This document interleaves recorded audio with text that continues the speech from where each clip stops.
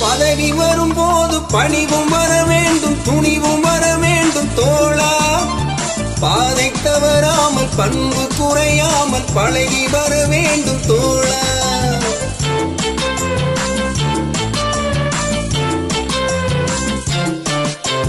பதவி வரும்போது பணிவும் வர வேண்டும், துணிவும் வர வேண்டும் தோழா.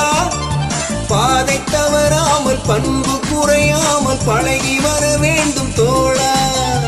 அன்பே உன் அன்னை, அறிவே உன் தந்தை, உலகே உன் கோவில், ஒன்றே உன் தேவன்.